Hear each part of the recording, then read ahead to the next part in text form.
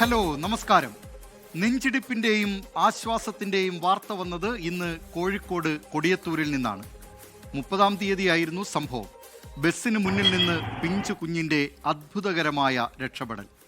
ഓട്ടോറിക്ഷയിൽ നിന്നിറങ്ങി റോഡിലേക്ക് ഓടിയ കുട്ടി രക്ഷപ്പെട്ടത് ബസ് ഡ്രൈവറുടെ സമയോചിത ഇടപെടലിനെ തുടർന്നാണ്.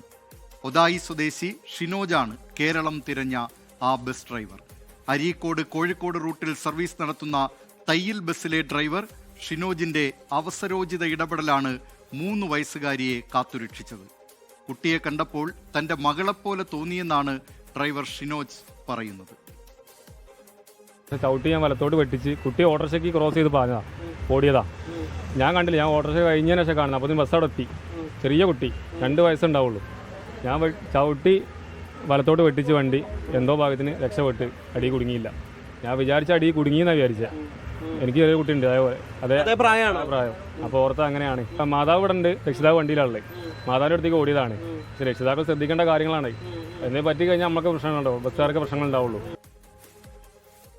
ഈ ആശ്വാസ വാർത്തയിൽ നിന്ന് നമുക്ക് പൊതുജനം കഴുതയല്ല സാറിലേക്ക് കടക്കാം. ഞാൻ ബി ദിലീപ് കുമാർ. പ്രിയ പ്രേക്ഷകർക്ക് പൊതുജനം കഴുതയല്ല സാറിലേക്ക് സ്വാഗതം.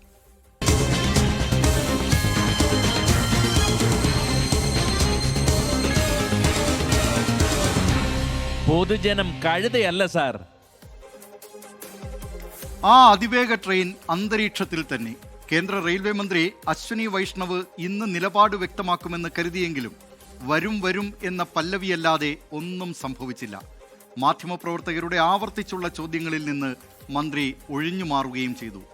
എന്നാൽ മലപ്പുറം പൊന്നാനിയിൽ അതിവേഗ റെയിലിനായി മെട്രോമാൻ ഇ ശ്രീധരൻ ഓഫീസ് തുറന്നിരിക്കുന്നു. സംസ്ഥാന സർക്കാരിനാകട്ടെ ഇങ്ങനെ ഒരു അതിവേഗ റെയിലിനെ കുറിച്ച് അറിയുകയുമില്ല. ഇതൊക്കെ കാണുമ്പോൾ പൊതുജനം സ്വാഭാവികമായും ചോദിച്ചു പോകും, ഈ കൊച്ചു കേരളത്തിൽ എന്തൊക്കെയാണ് സംഭവിക്കുന്നത്? കാണാം. ന്യൂസ് ഡെസ്കിൽ നിന്ന് ജുബൈർ കക്കോടി തയ്യാറാക്കിയ റിപ്പോർട്ട്. എന്തതിശയമേ അതിവേഗ പാത, എത്ര മനോഹരമേ. അതിവേഗ പാത എവിടെയെന്ന് ചോദിക്കുമ്പോൾ വരും എന്ന് കേന്ദ്രത്തിന്റെ മറുപടി. എങ്ങനെ വരും, എപ്പോൾ വരും എന്നതിൽ വ്യക്തതയുമില്ല. സംസ്ഥാന സർക്കാർ പണം മുടക്കേണ്ടതും ഭൂമി ഏറ്റെടുത്ത് നൽകേണ്ടതുമായ പദ്ധതിയാണ്. എന്നാൽ സംസ്ഥാന സർക്കാരിനെ ഇക്കാര്യത്തിൽ ഇപ്പോഴും ഇരുട്ടിൽ നിർത്തിയിരിക്കുകയാണ് കേന്ദ്ര സർക്കാർ. അതിവേഗ റെയിൽ പദ്ധതി കേന്ദ്ര ബജറ്റിൽ പ്രഖ്യാപിച്ചിരുന്നില്ല. ഇക്കാര്യത്തിൽ വിശദീകരണം നടത്തിയ കേന്ദ്ര റെയിൽവേ മന്ത്രി അശ്വിനി വൈഷ്ണവിനും പുതിയതായി ഒന്നും പറയാനുണ്ടായിരുന്നില്ല. അപ്പോൾ ഇന്ന് മലപ്പുറം പൊന്നാനിയിൽ അതിവേഗ പാത പദ്ധതിയുടെ വിശദ റിപ്പോർട്ട് തയ്യാറാക്കാൻ മെട്രോമാൻ ഇ ശ്രീധരൻ ഓഫീസ് തുറന്നതിൽ മന്ത്രി എന്താകും പറയുക എന്ന സംശയം സ്വാഭാവികം. താനുമായി കൂടിക്കാഴ്ച നടത്തി എന്നല്ലാതെ പദ്ധതിയുമായി ബന്ധപ്പെട്ട ഒരു ചോദ്യത്തിനും മന്ത്രി അശ്വിനി വൈഷ്ണവ് വ്യക്തമായ മറുപടി നൽകിയില്ല. ഇ ശ്രീധരന്റെ എല്ലാ പ്രവർത്തനങ്ങളെയും പിന്തുണയ്ക്കുന്നു എന്നു മാത്രമായിരുന്നു പ്രതികരണം. Dr. Sridharan Saab had met me very recently. We had discussed in good detail how should we take up the future of railways, and he has a very grand vision for entire country. So I really respect him. I always support the work which Dr. Sridharan is doing. പൊന്നാനിയിൽ office തുറന്ന് E Sreedharan പറഞ്ഞത് കേന്ദ്ര പദ്ധതിയെപ്പറ്റി സംസ്ഥാന സർക്കാരിനെ അറിയിക്കേണ്ടതില്ലെന്നും കേന്ദ്രമന്ത്രി തനിക്ക് മുഴുവൻ പവറും നൽകിയിട്ടുണ്ട് എന്നുമായിരുന്നു. ഞാൻ റെയിൽവേ മിനിസ്റ്റർ 16-ാം തീയതി പോയി കണ്ടതാണ്. അന്നാണ് ഈ വിഷയം ആദ്യമായി സംസാരിച്ചും എത്തിച്ചേക്കുന്നത്. അന്ന് തന്നെ അദ്ദേഹം പറഞ്ഞു, ഇനി ബഡ്ജറ്റ് ഇടാൻ പറ്റില്ല, എന്തായാലും അത് ബഡ്ജറ്റിൻ്റെ ആവശ്യമില്ല. Railway minister got full powers to do any survey anywhere. അപ്പോൾ അദ്ദേഹം പറഞ്ഞു, യു ഷുഡ് ഗെറ്റ് ഇൻവോൾവ്. ഞാൻ പറഞ്ഞു, ഞാൻ തയ്യാറാണ്. ഞാൻ പറഞ്ഞു, ഇതൊക്കെ നമ്മൾ ഈ റൂമിൽ തീർച്ചയായിട്ടുള്ള നാട്ടുകാരെ അറിയോ, ഗവൺമെൻറ് അറിയോ? അപ്പോൾ നമ്മൾ പബ്ലിസിറ്റി കൊടുക്കാം ഇപ്പം തന്നെ എന്ന് പറഞ്ഞാൽ അദ്ദേഹം അപ്പം തന്നെ ഫോട്ടോഗ്രാഫേഴ്സിനെ വിളിച്ചു. ഞങ്ങളുടെ ഫോട്ടോ എടുത്തു. സെക്രട്ടറിയെ വിളിച്ചു. ഇന്ന് തന്നെ പ്രഷർ കൊടുക്കൂ, ലീഡർ വന്ന് സജസ്റ്റ് ചെയ്തു, DPR ചെയ്യാൻ പോവാണ്, അത് DM മാസം ഏൽപ്പിക്കുകയാണ്. അത് പറഞ്ഞിട്ട് പൊതുജനത്തിന്റെ ചോദ്യത്തോടെങ്കിലും ഇ ശ്രീധരൻ മറുപടി പറയണം. വിശദ പദ്ധതി റിപ്പോർട്ട് തയ്യാറാക്കാൻ നടപടിക്രമമില്ലേ? വാക്കാലുള്ള അനുമതിയിൽ ഓഫീസ് തുറക്കാൻ കഴിയുമോ? പൊതുപണം ചെലവഴിക്കുമ്പോൾ അതിന് ഒരു സർക്കാർ ഉത്തരവ് വേണ്ടേ? ഞങ്ങൾ ശ്രീധരൻ കൊണ്ടുവരുന്നതിലും കുഴപ്പമില്ല, അത് കാസർഗോഡ് വരെ മാറ്റണമെന്ന് മാത്രമേ ഞങ്ങൾക്ക് അഭിപ്രായമുള്ളൂ. ഇപ്പോൾ കണ്ണൂർ വരെയാണ് പറഞ്ഞിട്ടുള്ളത്, കണ്ണൂരിൽ നിന്നുള്ളത് കാസർഗോഡ് വരെ മാറ്റണം എന്നുള്ള അഭിപ്രായം ഞങ്ങൾക്കുള്ളൂ. ഞങ്ങൾക്ക് അതിൽ വേറെ പ്രശ്നമൊന്നുമില്ല, തർക്കമൊന്നുമില്ല. വരുന്നതിനും ഞങ്ങൾക്ക് തർക്കമില്ല. RRTC ഞങ്ങളിപ്പോൾ മുന്നോട്ടേക്ക് വെച്ചിട്ടുണ്ട്. അത് ശ്രീധരൻ്റെ പരിപാടിക്ക് കേന്ദ്ര ഗവൺമെൻറ് അംഗീകാരമില്ല എന്ന് മനസ്സിലാക്കിയപ്പോഴാണ് അത് വെച്ചത്. കൊങ്കൺ റെയിൽവേക്കും ഡൽഹി മെട്രോയ്ക്കും ചുക്കാൻ പിടിച്ച ഇ ശ്രീധരന് വാക്കാലുള്ള ഉത്തരവ് പോരാ ഒരു വൻ പദ്ധതിയുടെ തുടർ നടപടികളിലേക്ക് കടക്കാൻ എന്നൊന്നും അറിയാത്തതാവില്ല. പിന്നെ എന്താകാം ഇത്തരം നീക്കങ്ങൾക്ക് പിന്നിൽ എന്നത് അവ്യക്തം. അതിവേഗ റെയിൽ ഇന്ന് വരും നാളെ വരും എന്ന് പ്രതീക്ഷയോടെ കേരള ജനത കാത്തുനിൽക്കുകയാണ്. അധികാരികളും അധികാരം നൽകപ്പെട്ടവരും ഓർക്കണം, പൊതുജനം കഴുതയല്ല സാർ. പൊതുജനം കഴുതയല്ല സാർ. ന്യൂസ് ഡെസ്കിൽ നിന്ന് ജുബൈർ കക്കോടി തയ്യാറാക്കിയ റിപ്പോർട്ടാണ് പ്രേക്ഷകർ കണ്ടത്. നിരവധി പ്രേക്ഷകരാണ് നേരത്തെ ഈ ഡ്രൈവർ വളരെ മികച്ച രീതിയിൽ ശ്രദ്ധിച്ച് വാഹനം ഓടിച്ചതുകൊണ്ട് ഒരു കുരുന്നിൻ്റെ ജീവൻ രക്ഷിക്കാൻ കഴിഞ്ഞതുമായി ബന്ധപ്പെട്ട ആ ദൃശ്യങ്ങളോട് പ്രതികരിക്കുന്നത്. രവികുമാർ പറയുന്നു, ഡ്രൈവർ വളരെ ശ്രദ്ധിച്ച് വാഹനം ഓടിച്ചു വന്നതുകൊണ്ട് കുട്ടി രക്ഷപ്പെട്ടു എന്ന്. അലി അക്ബർ പറയുന്നു, ബസ് ഡ്രൈവർ ഇതിനോടകം വൈറലായി കഴിഞ്ഞു, ഡ്രൈവർമാരെ സമ്മതിക്കണം, രക്ഷിതാക്കൾ ശ്രദ്ധിക്കുക എന്ന്. ആ നിലയിൽ നിരവധി പ്രേക്ഷകരുടെ ഭാഗത്തു നിന്നുള്ള പ്രതികരണങ്ങൾ ആ ദൃശ്യവുമായി ബന്ധപ്പെട്ട് വന്നിട്ടുണ്ട്. രാഷ്ട്രീയ കൊലപാതക കേസിലെ തടവ് പുള്ളികൾക്ക് പരോൾ അനുവദിക്കുന്നതുമായി ബന്ധപ്പെട്ട വിവാദങ്ങൾക്കിടെ പെരിയ ഇരട്ട കൊലപാതക കേസിലെ 10ാം പ്രതി രഞ്ജിത്തിന് വീണ്ടും പരോൾ കാലാവധി കഴിഞ്ഞ് 2 മാസം മുമ്പ് കണ്ണൂർ സെൻട്രൽ ജയിലിലേക്ക് തിരിച്ചുപോയ പ്രതിക്കാണ് വീണ്ടും പരോൾ അനുവദിച്ചത്. DGPയുടെ ഉത്തരവനുസരിച്ച് പ്രതികൾക്ക് 2 മാസത്തിലൊരിക്കൽ പരോൾ അനുവദിക്കാമെന്നാണ് ജയിൽ സൂപ്രണ്ടിന്റെ വിചിത്രവാദം. കാണാം, കാസർഗോഡ് നിന്ന് അരുൺ പാറയ്ക്കൽ തയ്യാറാക്കിയ റിപ്പോർട്ട്. പാർട്ടിയാണോ പ്രതി, പരോളുണ്ട്. TP വധക്കേസിലെ പ്രതികൾക്ക് പരോൾ അനുവദിക്കുന്നതിനെതിരെ ഹൈക്കോടതി രൂക്ഷ വിമർശനമാണ് ഉന്നയിച്ചത്. നിയമസഭയിൽ വിഷയം ചർച്ച ചെയ്യണമെന്ന പ്രതിപക്ഷത്തിന്റെ ആവശ്യം സ്പീക്കർ തള്ളി. പരോൾ രാഷ്ട്രീയ ആയുധമാക്കുന്നതിനിടയിലാണ് ഈ പെരിയ ഇരട്ടക്കൊലപാതക കേസിലെ 10ാം പ്രതി ജയിലിന് പുറത്തിറങ്ങുന്നത്.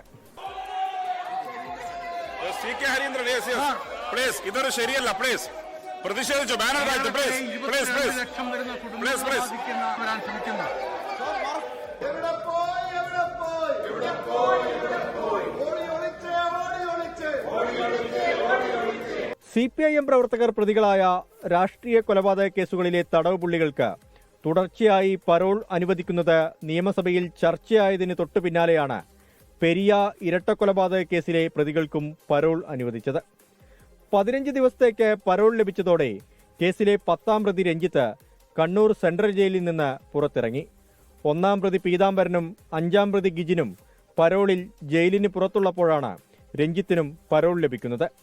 ഇരട്ട ജീവപര്യന്തം ശിക്ഷ മരവിപ്പിക്കണമെന്ന പ്രതികളുടെ അപേക്ഷ ഹൈക്കോടതി തള്ളിയതിന് പിന്നാലെ പ്രതികൾക്ക് തുടർച്ചയായി പരോൾ നൽകുന്നതിനെതിരെ ശരത് ലാലിന്റെയും കൃപേഷിന്റെയും കുടുംബം രംഗത്ത് വന്നു. ഈ ഒരു സർക്കാർ ചെയ്യുന്ന ഈ പ്രവൃത്തിയെക്കുറിച്ച് ലോകം കാണുന്നുണ്ട്. പക്ഷേ ഇനി എത്ര ഇതുപോലെ പോയാലും 2-3 മാസം കഴിയുമ്പോഴത്തേക്ക് ഇവർക്ക് ചെയ്യാൻ പറ്റും. അതിൻ്റെ ഇടയിൽ നമ്മൾ നിയമപരമായി ചെയ്യാൻ പറ്റുന്നത് അതിനുവേണ്ടി നമ്മൾ മുന്നിട്ടിറങ്ങുകയാണ് ഇപ്പോൾ. ഇതുപോലെ 2 മാസത്തിലൊരിക്കൽ തുടർച്ചയായി പരോള് കൊടുക്കുക. അവരെ ഇപ്പോൾ ശമ്പളം 10 ഇരട്ടി കൂട്ടിയില്ലേ, അവർക്ക് സൗകര്യങ്ങൾ ആക്കി കൊടുത്തില്ലേ, അവർക്ക് ശമ്പളമാണ് ജോലി. ഇത് ടൂറിന് വിടുകയാണ്, ജയിലിൽ നിന്ന് പുറത്തേക്ക് ടൂറിന് വിടുകയാണ്. പെരിയ ഇരട്ടക്കൊലപാതക കേസിലെ പ്രതികൾക്ക് പരോൾ അനുവദിക്കുന്നത് പ്രദേശത്ത് ക്രമസമാധാന പ്രശ്നങ്ങൾക്കിടയാക്കുമെന്ന ഇന്റലിജൻസ് റിപ്പോർട്ട് നിലനിൽക്കെയാണ് 1ാം പ്രതി ഉൾപ്പെടെയുള്ളവർ ജയിലിന് പുറത്ത് വിലസുന്നത്. വിഷയം ചൂണ്ടിക്കാട്ടി പ്രതിഷേധം കടുപ്പിക്കാനൊരുങ്ങുകയാണ് യൂത്ത് കോൺഗ്രസ്. കല്ലോട്ടെ ശരത് ലാൽ, കൃപേഷ് കൊലക്കേസിലെ പ്രതികൾ ഉൾപ്പെടെ ഇങ്ങനെ അനധികൃതമായിട്ട് പരോൾ നൽകുകയാണ്. അപ്പോൾ ഇതിനെതിരെ യൂത്ത് കോൺഗ്രസിന്റെ ഭാഗത്തു നിന്നും ശക്തമായ പ്രതിഷേധങ്ങൾ ഉണ്ടാകും. പോലീസ് റിപ്പോർട്ട് അവഗണിച്ചുകൊണ്ടാണ് ഈ പരോൾ കൊടുക്കുന്നു എന്നുള്ളത് തന്നെ ജനങ്ങളോടുള്ള വെല്ലുവിളിയാണ് സർക്കാർ ചെയ്യുന്നത്. ഇതിനെതിരെ യൂത്ത് കോൺഗ്രസിന്റെ ഭാഗത്തു നിന്ന് ശക്തമായ പ്രതിഷേധങ്ങളുമായി മുന്നോട്ട് പോകും. ജയിലിൽ സുഖവാസം, 2.5 മാസം ഇടവിട്ട് പരോൾ. സംസ്ഥാന സർക്കാർ ആരുടെ കാവൽക്കാരാണ്? അരുൺ പാറയ്ക്കൽ, 24 കാസർഗോഡ്. പൊതുജനം കഴുതയല്ല സാർ. നേരത്തെ സംപ്രേഷണം ചെയ്ത EM ശ്രീധരൻ, മെട്രോമാൻ, അദ്ദേഹം മലപ്പുറത്ത് പൊന്നാനിയിൽ അതിവേഗ റെയിലുമായി ബന്ധപ്പെട്ട് വിശദ പദ്ധതി റിപ്പോർട്ട് തയ്യാറാക്കാൻ ഓഫീസ് തുറന്ന ആ വാർത്തയുമായി ബന്ധപ്പെട്ടുകൊണ്ട് നിരവധി പ്രേക്ഷകർ പ്രതികരിക്കുന്നുണ്ട്. ഇതിൽ ഷിനിൽ വർഗീസ് പറയുന്നു, സംസ്ഥാന സർക്കാരിൻ്റെ സഹകരണമില്ലാതെ ഒരു വ്യക്തിക്ക് ഒരു പദ്ധതി ഒരു സംസ്ഥാനത്ത് നടത്താൻ പറ്റുമോ എന്ന ചോദ്യമാണ് ഉന്നയിച്ചിരിക്കുന്നത്. NSG പറയുന്നു, ഒന്നുകിൽ ശ്രീധരൻ സാറിനെ മുന്നിൽ നിർത്തി അസ്വാഭാവിക നീക്കത്തിന് കേന്ദ്ര സർക്കാർ തുനിയുകയാണ് എന്ന കാര്യം മറ്റു നിരവധി പ്രേക്ഷകരും ഇതേപോലെ തന്നെ പ്രതികരണങ്ങൾ നടത്തുന്നുണ്ട്. മോഹനൻ പിലാത്തറ പറയുന്നുണ്ട്, അതിവേഗം ബഹുദൂരം ആണല്ലോ, ഇപ്പോഴേ ഓടിയാൽ മാത്രമേ ചിന്തകൾക്കപ്പുറം എത്താൻ കഴിയൂ. ഏതായാലും ആശ കൊടുത്തതല്ലേ, വരുമായിരിക്കും, കാത്തിരിക്കുകയല്ലാതെ മറ്റെന്തു വഴി. ഈ നിലയിലുള്ള പ്രതികരണങ്ങളാണ് പ്രേക്ഷകരുടെ ഭാഗത്ത് നിന്ന് വരുന്നത്. ഇനി മറ്റൊരു വിശേഷത്തിലേക്കാണ്. മലിനീകരണങ്ങളൊന്നുമില്ലാതെ പെരിയാറിലൂടെ ഒഴുകി നടക്കുന്ന ആധുനിക സൗകര്യങ്ങളുള്ള ഒരു ബോട്ട് കാണാം. പൂർണ്ണമായും സോളാറിലും കാറ്റിലും പ്രവർത്തിക്കുന്ന ബോട്ട് വികസിപ്പിച്ചിരിക്കുന്നത് എറണാകുളം കളമശ്ശേരിയിലെ രാജേഷാണ്. ബോട്ട് നാട്ടിൽ ഹിറ്റാണ്. കാണാം, കൊച്ചിയിൽ നിന്ന് ലിഡിയ ജേക്കബ് തയ്യാറാക്കിയ റിപ്പോർട്ട്. കാറ്റിൻ്റെ കരുത്തിലൊഴുകും നൗക. ശബ്ദമലിനീകരണമില്ലാതെ, കാർബൺ എമിഷൻ ഒട്ടുമില്ലാതെ, പെരിയാറിനെ ഒരു തുള്ളി പോലും മലിനമാക്കാതെ ഒരു ബോട്ട് വെള്ളത്തിലിറക്കാൻ സാധിക്കുമോ? അത് വിനോദസഞ്ചാരത്തിനായി ഉപയോഗിക്കാൻ സാധിക്കുമോ? അത്തരത്തിലുള്ള ഒരു ബോട്ടാണ് എനിക്ക് പിന്നിൽ കാണുന്നത്. എന്താണ് ഈ ബോട്ടിന്റെ പ്രത്യേകതകളെന്ന് നമുക്കൊന്ന് കണ്ടുവരാം.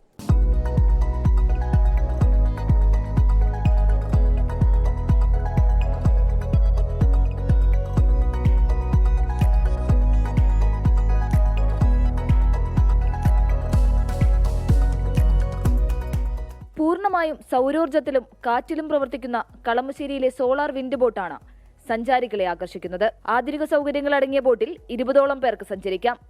എറണാകുളം മുപ്പത്തിടം സ്വദേശി രാജേഷാണ് ബോട്ട് നിർമ്മിച്ചിരിക്കുന്നത്. 1 വർഷത്തോളം വെള്ളത്തിലോടിച്ച് സുരക്ഷ ഉറപ്പാക്കിയതിനു ശേഷമാണ് സർക്കാർ അനുമതിയോടെ വിനോദസഞ്ചാരത്തിനായി ബോട്ട് ഉപയോഗിക്കാൻ ഒരുങ്ങുന്നത്. സോളാറിൽ റിസർച്ച് ആൻഡ് ഡെവലപ്മെന്റ് ചെയ്യുന്ന കമ്പനിയാണ്. അപ്പോൾ സോളാറിൽ ഓടുന്ന ഒരു ബോട്ട്, പൂർണ്ണമായിട്ട് സോളാറിൽ ഓടുന്ന ഒരു ബോട്ട് നിർമ്മാണത്തിൻ്റെ ഭാഗമായിട്ടാണ് നമ്മൾ ഇത്രയും വരെ എത്തി നിൽക്കുന്നത്. ഇതൊരു 5 വർഷത്തെ എഫർട്ട് കൊണ്ടുണ്ടാക്കിയ ഒരു പ്രൊഡക്റ്റാണ് ഈ solar wind boat. Solar energy മാത്രമല്ല, നൈറ്റ് കിട്ടുന്ന വിൻഡ് എനർജി വരെയും നമ്മൾ കറണ്ടാക്കി മാറ്റി അത് ബാറ്ററി സ്റ്റോർ ചെയ്യുകയും നമുക്ക് നൈറ്റ് ഇതിനകത്ത് താമസിക്കണവർക്ക് ലൈറ്റും ഫാനും AC ഒക്കെ വർക്ക് ചെയ്യിക്കാനും ഓടാനുള്ള എനർജിയും ഉണ്ടാക്കാൻ ഉദ്ദേശത്തിലാണ് അങ്ങനെ വിൻഡും കൂടി പ്രൊവൈഡ് ചെയ്തത്. പക്ഷേ നമുക്കിത് ഇങ്ങനത്തെ ഒരു പ്രൊഡക്റ്റ് പുഴയിൽ ഇറക്കണമെങ്കിൽ ലീഗലായിട്ട് കുറേ അപ്രൂവൽസ് എടുക്കാനുണ്ട്. ഒരു 8 സ്റ്റേജ് അപ്രൂവൽസ് എടുത്തിട്ടാണ് ഇത് നമുക്ക് പെർമിഷൻ കിട്ടുന്നത്. അത് നമുക്ക് വളരെ ഡിലേ ആയി. കൊടും ചൂടിലും ബോട്ടിന് മുകളിൽ കൃത്രിമ മഴ പെയ്യിക്കാമെന്നുള്ളതാണ് മറ്റൊരു മനോഹര കാഴ്ച. പുഴയിലെ വെള്ളം വൈദ്യുതി ഉപയോഗിച്ച് മുകളിലേക്ക് എത്തിച്ചാണ് മഴ പെയ്യിക്കുന്നത്.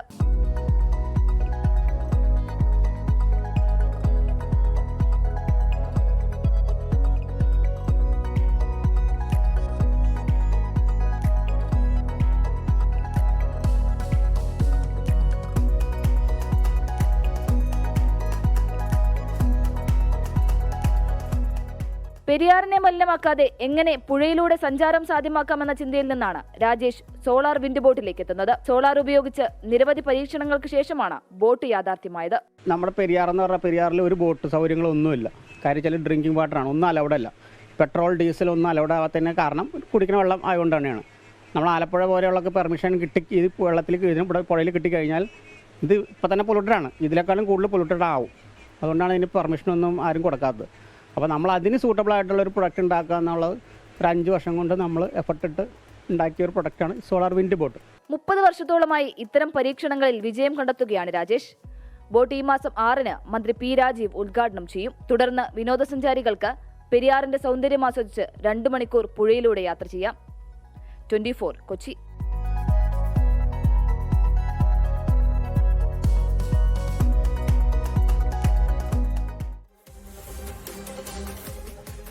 അല്പം മുമ്പ് സംപ്രേഷണം ചെയ്ത പാർട്ടിയാണോ പ്രതി പരോളുണ്ട് എന്ന വാർത്തയുമായി ബന്ധപ്പെട്ട് നിരവധി പ്രേക്ഷകർ പ്രതികരിക്കുന്നുണ്ട്. രവികുമാർ പറയുന്നു, പാർട്ടിക്ക് വേണ്ടി ജയിലിൽ പോയാൽ എല്ലാം പാർട്ടിക്കാർ ചെയ്തു കൊടുക്കും എന്നത് രഹസ്യമായ പരസ്യമാണെന്ന്. എബ്രഹാം തോമസ് പറയുന്നു, ജയിലിൽ സുഖസൗകര്യങ്ങൾ കൂടുന്നതുകൊണ്ട് കുറ്റകൃത്യങ്ങളും കൂടുന്നു എന്ന കാര്യം. സീന മുഹമ്മദ് പറയുന്നു, ചെന്താമര എന്ന കൊലയാളി പുറത്തിറങ്ങിയപ്പോൾ ചെയ്ത പ്രവൃത്തി മറന്നു പോകരുത് എന്ന്. ഈ നിലയിലുള്ള നിരവധി പ്രതികരണങ്ങൾ പ്രേക്ഷകരുടെ ഭാഗത്തു നിന്ന് വരുന്നുണ്ട്. മറ്റൊരു വിശേഷത്തിലേക്കാണിനി. പൊതുജനങ്ങൾക്ക് ഉപകാരപ്രദമായ രീതിയിൽ സ്ഥാപനങ്ങൾ പ്രവർത്തിക്കേണ്ട കെട്ടിടങ്ങൾ ഉപയോഗശൂന്യമായി കിടക്കുകയാണ് തിരുവനന്തപുരത്തെ വെങ്ങാനൂരിൽ. വെങ്ങാനൂർ ഗ്രാമപഞ്ചായത്തിലെ നെല്ലിവിളയിലാണ് കാർഷിക വിപണന കേന്ദ്രം ഉൾപ്പെടെ കോടിക്കണക്കിന് രൂപ മുതൽ മുടക്കി പണിത കെട്ടിടങ്ങൾ ഉപയോഗശൂന്യമായി കിടക്കുന്നത്. 2022 മുതൽ കെട്ടിടമുറികൾ ആർക്കും വാടകയ്ക്ക് നൽകിയിട്ടില്ല. കാണാം, തിരുവനന്തപുരത്ത് നിന്ന് ജിബിൻ ജെബി തയ്യാറാക്കിയ റിപ്പോർട്ട്. പാഴായ പണം. 50 വർഷത്തോളം വെങ്ങാനൂർ ഗ്രാമപഞ്ചായത്തിന്റെ കാർഷിക വിപണന കേന്ദ്രം പ്രവർത്തിച്ചിരുന്നത് ഇവിടെയാണ്, ഈ നെല്ലിവിളയിലാണ്. 2022 ശേഷം ഒരു കടമുറി പോലും വാടകയ്ക്ക് കൊടുത്തിട്ടില്ല. എല്ലാ കെട്ടിടങ്ങളും ഇങ്ങനെ പാഴായി കിടക്കുകയാണ്.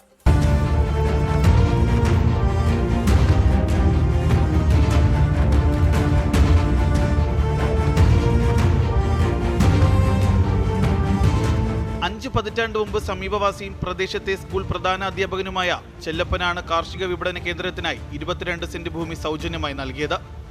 2022 വരെ നല്ല രീതിയിൽ കാർഷിക വിപണന കേന്ദ്രം പ്രവർത്തിച്ചിരുന്നു. പക്ഷേ ഇപ്പോൾ അവസ്ഥ അങ്ങനെയല്ല. 3 വർഷമായി കടമുറികൾ അടങ്ങിക്കിടക്കാൻ തുടങ്ങിയിട്ട്. പൊതുജനത്തിന്റെ പണമാണ് ഇങ്ങനെ നശിക്കുന്നത്. ഇവിടെ ചായക്കട ഉണ്ടായിരുന്നു, പാത്രക്കട, വൈക്കോല്, മരിച്ചിനി, ഇങ്ങനെ എല്ലാം ഉണ്ടായിരുന്നു. ഇതെല്ലാം ഒഴിപ്പിച്ചതാണ്.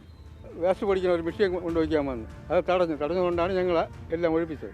ഒരു കാര്യമില്ല, അത് അപ്പുറത്തെ കാട് പിടിച്ച പുല്ല് എല്ലാം രണ്ടാമത്തെ നിലയിൽ പുല്ല് പൊടിച്ച് നിന്നതാണ്. ഇപ്പോഴൊന്ന് വൃത്തിയാക്കി, ഇതെല്ലാം ഇവിടെ എല്ലാം കാടായിരുന്നതാണ്.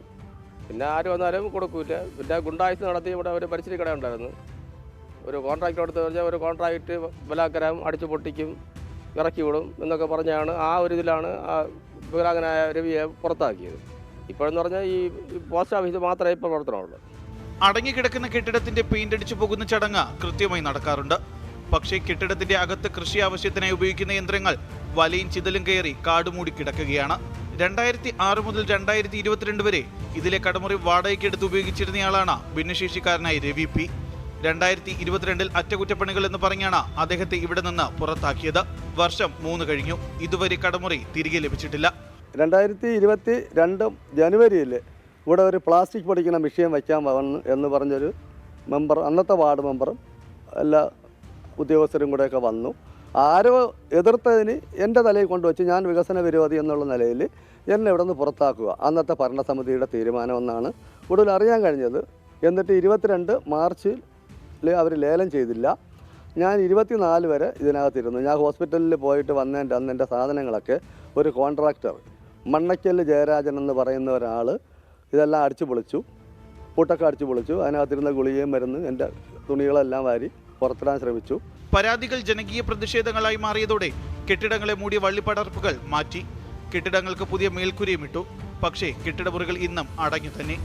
പല ഘട്ടങ്ങളിലായി കോടിക്കണക്കിന് രൂപ മുതൽ മുടക്കി നിർമ്മിച്ച കെട്ടിടങ്ങളാണ് ഇങ്ങനെ പാഴായി കിടക്കുന്നത്. ഇതിലൂടെ നഷ്ടമായത് പഞ്ചായത്തിലേക്കുള്ള പ്രധാന വരുമാന മാർഗം കൂടിയാണ്. അരുണ സാറിനൊപ്പം ജിബിൻ JB, 24 തിരുവനന്തപുരം. പൊതുജനം കഴുതയല്ല സാർ. അല്പം മുമ്പ് സംപ്രേഷണം ചെയ്ത സൗരോർജ്ജത്തിലും കാറ്റിലും ഓടുന്ന ബോട്ട്, ആ ബോട്ടുമായി ബന്ധപ്പെട്ട് നിരവധി പ്രേക്ഷകർ അവരുടെ പ്രതികരണങ്ങൾ അറിയിക്കുന്നുണ്ട്. ബീന പറയുന്നു, സൂപ്പറാണല്ലോ ബോട്ട് എന്ന കാര്യം. വനജ PR പറയുന്നു, ടൂറിസം വികസനത്തിന് ഒരു മുതൽക്കൂട്ടാണ് ഈ ബോട്ട് എന്ന കാര്യം. രഞ്ജിത്ത് രാജൻ പറയുന്നു, ഇതൊക്കെ പ്രോത്സാഹിപ്പിക്കേണ്ട കാര്യമാണ്, സർക്കാരിൻ്റെ ശ്രദ്ധയിൽപ്പെടട്ടെ എന്ന്. അങ്ങനെ നിരവധി പ്രേക്ഷകർ ആ വാർത്തയുമായി ബന്ധപ്പെട്ട പ്രതികരണങ്ങൾ നടത്തുന്നുണ്ട്. പൊതുജനം കഴുതയല്ല സാർ തുടരും.